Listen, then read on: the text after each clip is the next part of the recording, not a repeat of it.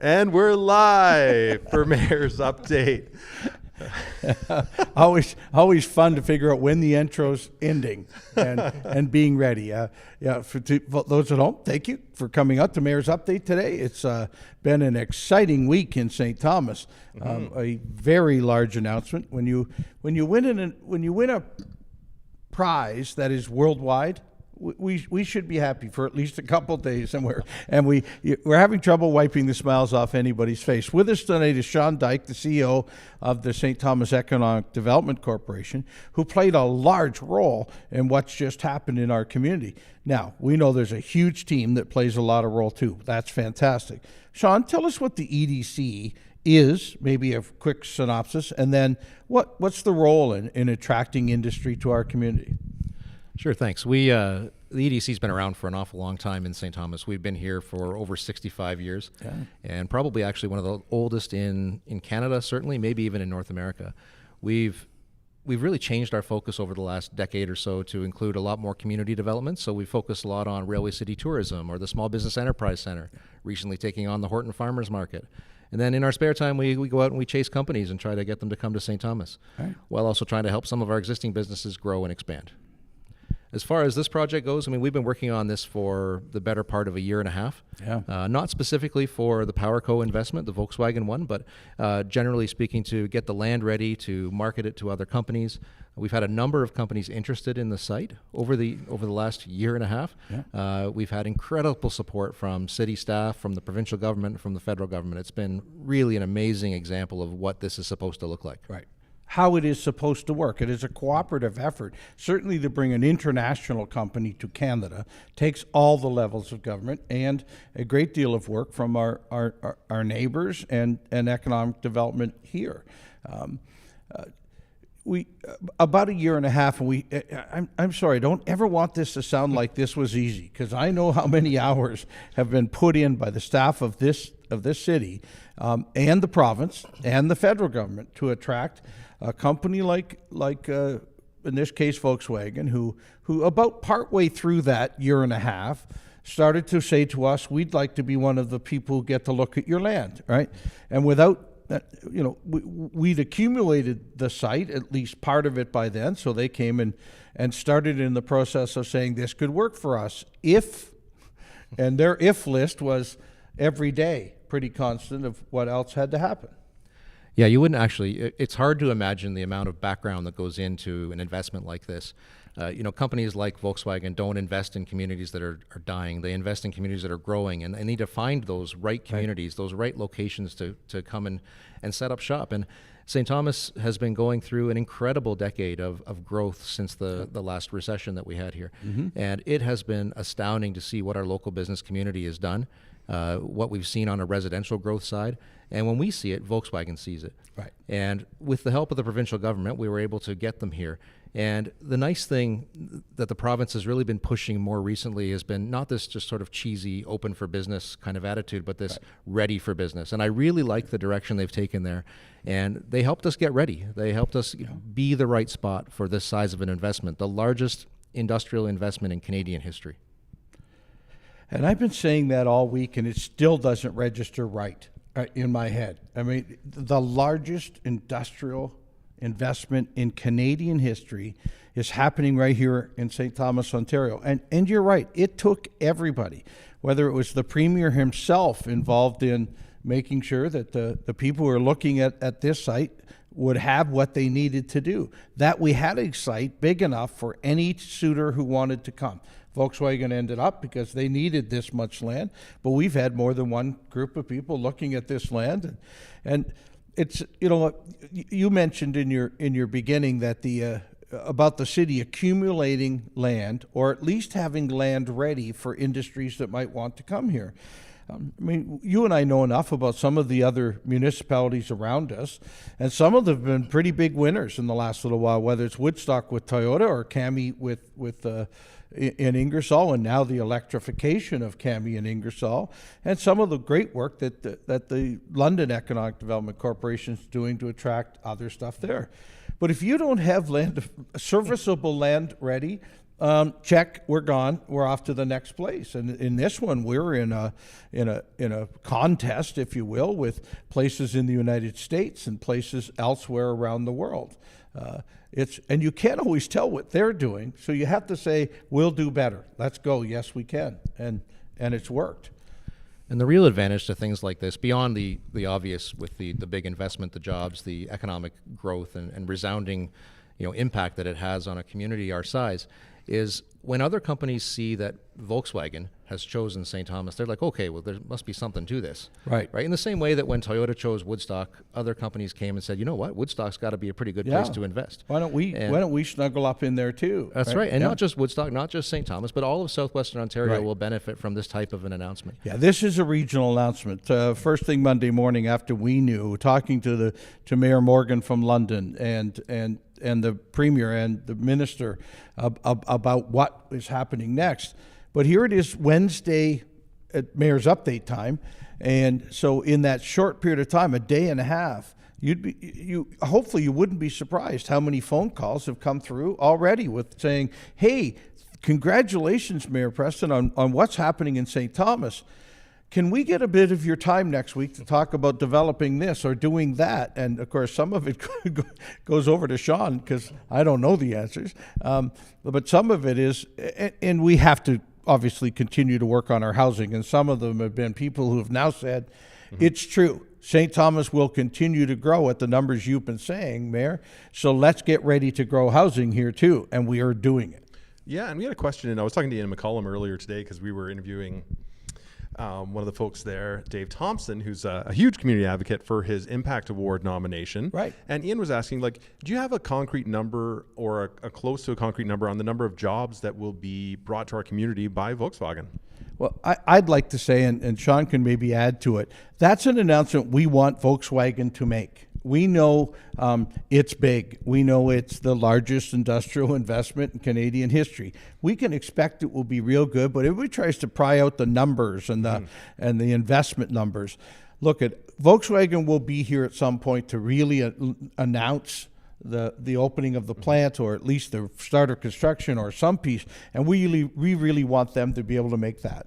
I think you can guess in your mind how many jobs that might be. Sean, I just when somebody's going to spend this billions of dollars, I want them to announce it, not just us.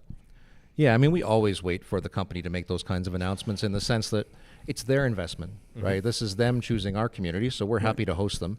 And we have a pretty good idea of what's going to happen and what the site's going to look like. And I encourage anyone to take a look at PowerCo SE's website and see the types of work that they do. So the types of jobs that are going to be available, it's like laboratory work, it's engineering, it's high quality labor in our community that will attract some of the best and brightest from across the province and across the nation. It's the total number matters, but in the grand scheme, I think what really matters more is that they're going to really be a partner in our community, and they've already said they want to be a good neighbor. Yeah, and that means the world to think of all the not-for-profit agencies in town that are going to be thinking where this could go for them. Right. Yeah. Hey, and what it will look like over the next 4 years, 10 years, 15 years, 20 years. I've said in a few interviews this week, we have solidified the future of St. Thomas for more than a couple of decades right now. So I'm not going to rush in tomorrow and say, what will we do? What can we do? But it will be hey, let's work collectively with this new great corporations come to our community. And we have others in town that have already been great industrial neighbors or commercial neighbors. We will continue to grow St. Thomas in that smart way. But boy, does this make it a little easier. Absolutely. And another question was, what are the exact boundary lines of the 1,500 acres? Sure, I'm happy to talk about that if you want. So recognizing that the company is not going to use all 1,500 acres, but the acreage itself is bordered by Highbury Avenue on the west, Ron McNeil Line on the north, Yarmouth Centre Road to the east, and the old CN rail line, which is now operated by Geo Rail to the south. So it's a large rectangular piece of property with a lot of really good available land within it. Yeah, fantastic. And we'll continue to stress that it is 1,500 acres, the usable land inside what we've set up for this. But the Volkswagen, the PowerCo plant, we kind of need that much space to build it. Right? So while it's being built, the rest of the area will be being used kind of to help with the construction. When it's done, there will be some other usable industrial land inside that pocket, and we'll be already sending Sean to do his work, his magic on attracting the others. But look, Grayden, we've talked about it over the last couple of days. Whenever something this big happens, a number of associated industries come with it. Suppliers for Volkswagen, suppliers to make it, especially with the way supply chain has been in the world right now, a lot more will want to be as close as they can be. Now that's regional, can be all across Southern Ontario, so hey, watch to a location near you, but it can also be included in St. Thomas if we're prepared for it, and we are, and we will continue to be. Fantastic. Faye Gallagher says, good evening, everyone. Hey, Faye. And Beth Douglas says, congratulations on a job well done attracting Volkswagen. Great for everyone in our community. Will the build start this spring? The build has started now. The day of the announcement, maybe even slightly before, land clearing is taking place. Land preparation is taking place. There'll be a lot of dirt to move and area, and the start to all the servicing and stuff that has to end up at the right spot on that site. So yeah, we couldn't waste a day. We're going on it now. It will become, I think even Volkswagen shared with me, there'll be 1,000 people involved in the construction. Wow. So you'll start to see, so talk about jobs, there's another place for it. But you'll start to see a lot of busyness on that site. Sean? Yeah, our target to start full grading operations would be May 1st. So there's a lot that has to happen before then. There's a lot of things that have to come into play for that to work. But we're on schedule right now, and that was the plan, actually, in fact, with or without the Volkswagen announcement. We were getting ourselves ready for the grading to begin when we need it to begin. Every company that we've spoken to about this site wants to get in the ground fast. Right. You know, I've talked about it this week to a few people that the auto sector right now is undergoing a major revolution, and I had actually, a decade ago, our corporation ran a campaign that said industrial revolutionaries welcome or wanted, depending on which piece you looked at. And we really pushed hard as St. Thomas being the home of the new industrial revolution.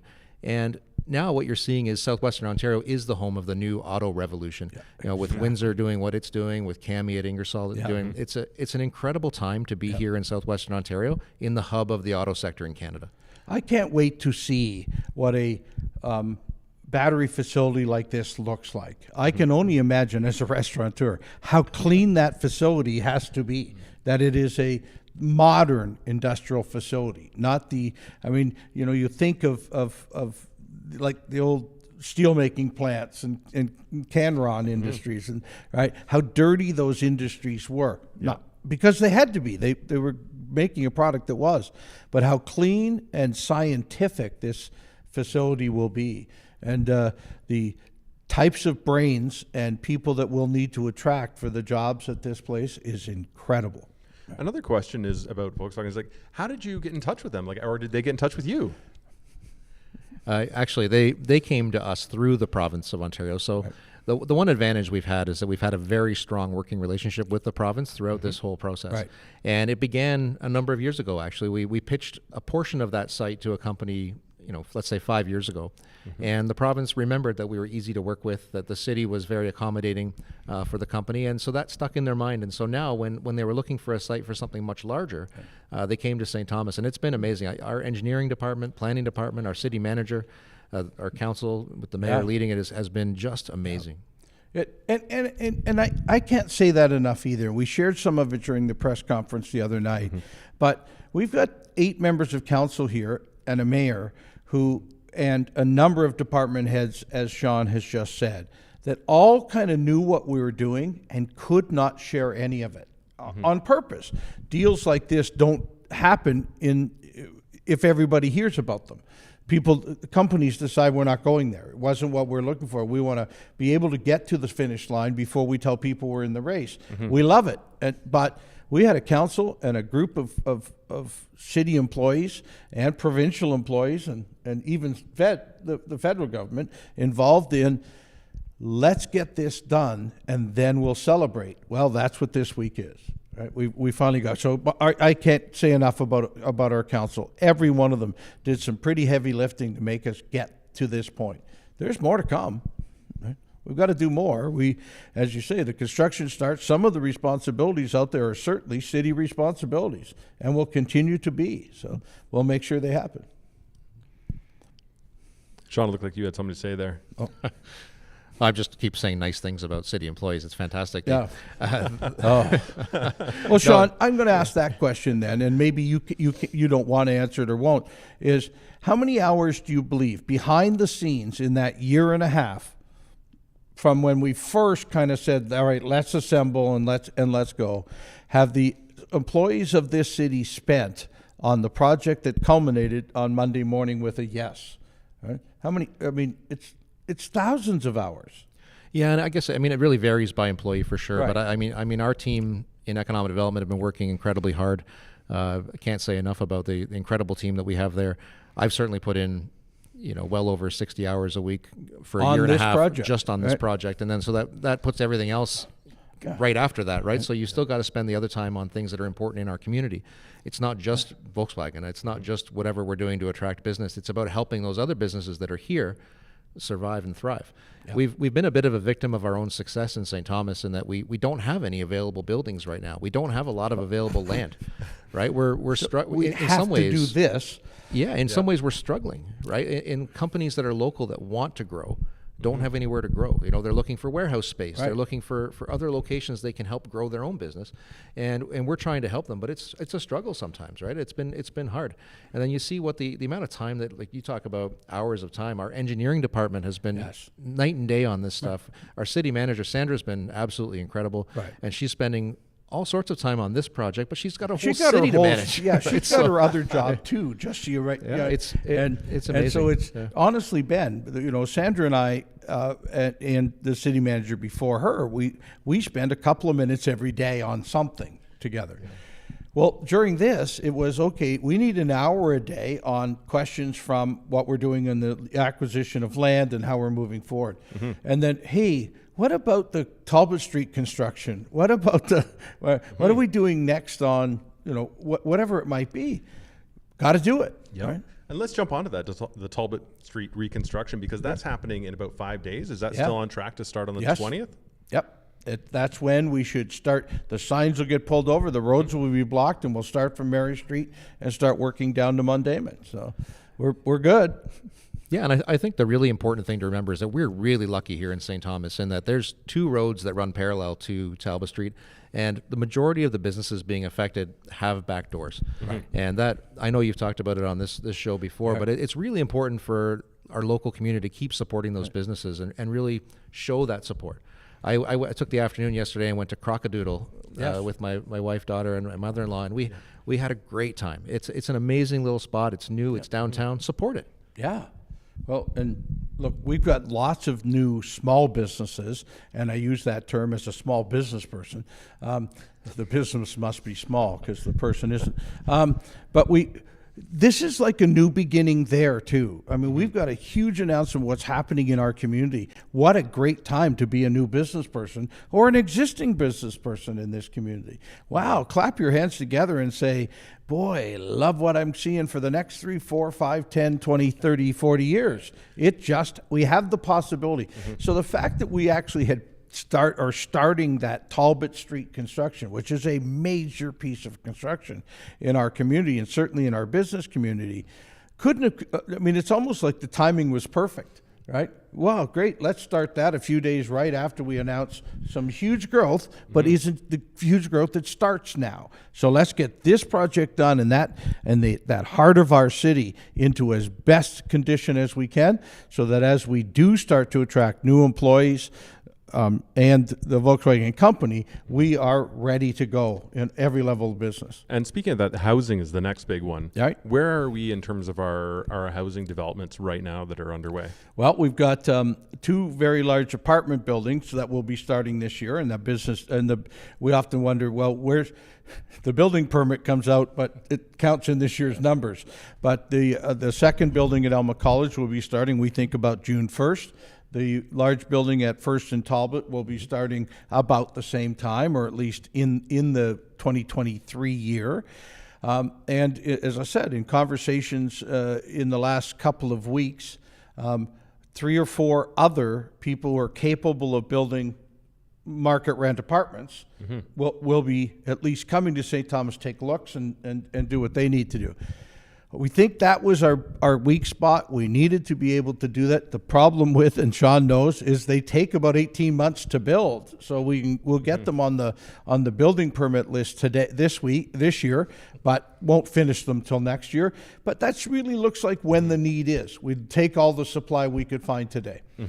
We talked at council again last Monday night about accessory units and how the Bill 23 is causing us to move forward with better accessory units across our city. This is the other thing St. Thomas has, some really nice big homes that could be split into 2 or 3 apartments, and we hope to do as many of those as we can.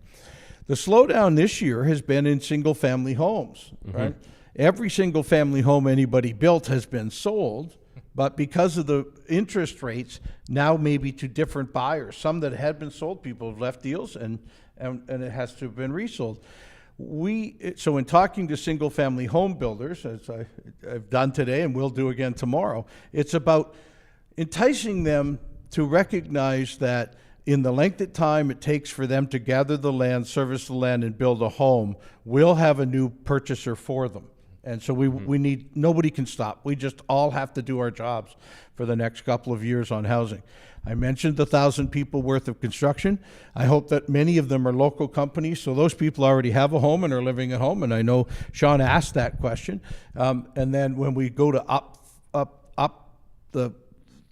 upfit the plant some 2 years from now, another 800 people get to come and do that. And so we need to have the openings, and we need a number, some of the other things that we've just now seen this year. But this was forward thinking by our city, our Economic Development Corporation, and the world at large, with the Holiday Inn about to finish, right? We can't do a project like this without being able to let people temporarily live near us too. And so that opening will be huge. I think we should expect to see a second and third and fourth hotel wanting to come to this community now because we have the ability to handle it. So absolutely. And Sean, as a follow-up question for the economic development side of things, the deal has been agreed upon. It's been announced. What are the next stages? And we only have about 3 minutes left. So don't let the mayor talk. No. So I'll summarize like 3 years of construction in 3 minutes. The next stage, actually, right now, we're still waiting on a contact from the company to be local. I think that's the next important first step. We need them to be here, announce what they're going to do to the community. Let us share what this project looks like in the end. From that point on, the simplicity of it is actually that we're going to do a fair amount of the work. By the time they come here and are ready to go, they're just going to be putting foundations and putting their building up. Everything's going to be ready for them. Shovel-ready site, ready to go for them. Between then and now, we've got to make sure all the utilities are in place. We've got to make sure all the permitting's done. There's a fair amount of archaeological work that takes place on some of the area around. There's ecological surveys. There's geotechnical work. There's a lot of studies that still take place. But we're well on track, and it's been an amazing process so far, and we've really expedited it as best we can. Fantastic. Yeah, I got some drone shots today of the logging that's happening. So the trees are coming down in preparation. It's going to be very exciting for our community. I can speak to that real quick because I've had a few phone calls on it, and I can cover a bunch more on Mayor's Update. Every tree that comes off that site to make a room for our grading and do it will be replanted. Our own St. Thomas bylaw is a net yes. We will plant one for everyone we take out, and we've really planned to try and plant more than one for each. But that process is being tracked right now on how many trees there are coming out, so that elsewhere on that site, and certainly other places in St. Thomas, we'll replant every one of them. That's fantastic. That's really, really cool. Yeah. I didn't know that was a policy. It is ours, and this council passed that last year or the year before, that one for one. You want to take a tree out, you're putting one in. Right? So we'll do it. We'll need a tree planting committee soon. Right? Well, I think the important thing to know with that is that they're not just replanting them like on the side of a road. We have to actually replant them in forests, in small woodlots that or was a large woodlot. woodlots. Right. It can't just be like, we're going to give you seeds to plant trees in your backyard or saplings. Right. We're going to make sure we replant good size woodlots to replace the ones that have been taken out. And that's not just our own bylaw. We've gone through the Ministry of the Environment to get a permit, and that's what the permit says we have to do, and we're happy to do it. It makes a lot of sense environmentally, and this is an environmental thing that we're working on, and we're really proud to have it. So I hope our viewers tonight, please tell other people to go to the mayor's update site and watch for some of these answers, because I've certainly been seeing some negative responses to a great news story, and I'd like you to just follow along with what we are doing, what we're promising to do, and that what we will do. So please share with your friends. If you're watching Mayor's Update now, share with your friends. If you watch Mayor's Update tomorrow, share with your friends. Continue to pass on. This is a tag thing, but it really works well. And absolutely, we've switched over to the YouTube format, so it's a little bit away from the Facebook, but all you have to do is you have to click through, and then you get onto the YouTube. And what it allows me to do is provide a better experience. You get better quality audio, you get better quality video, and an overall experience that is audio-visually much higher quality. But I know it's going to take a couple months probably for people to realize you have to click over to the YouTube.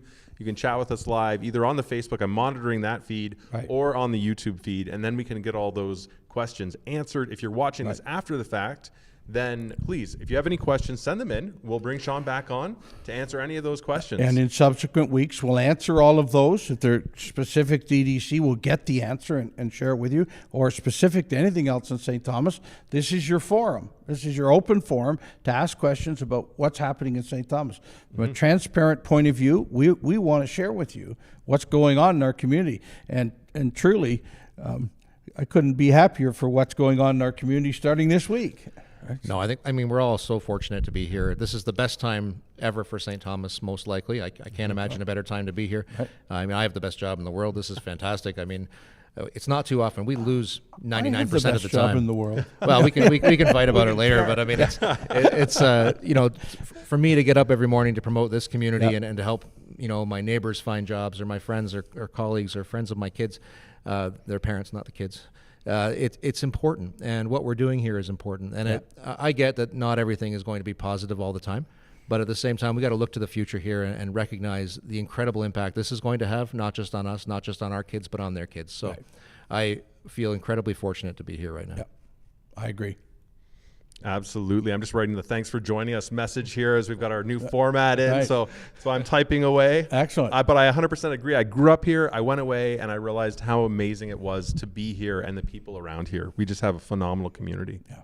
Well, and we agree. We love the place, so we do what we do. But, you know, look, in 10 years, there'll be a new 10,000 people who are saying, what a great place to live. I'm really glad I came to St. Thomas, because I keep running into people who came here in the last 3 or 4 years, and that's the only thing they say is, wow, I'm glad we came and I wish we'd come earlier. Absolutely. Well, thanks again to all of our viewers. Thanks to both of you for joining us. Yeah. And we'll catch you next week. We have a special guest for next week. We'll post it on Established Media, but stay tuned.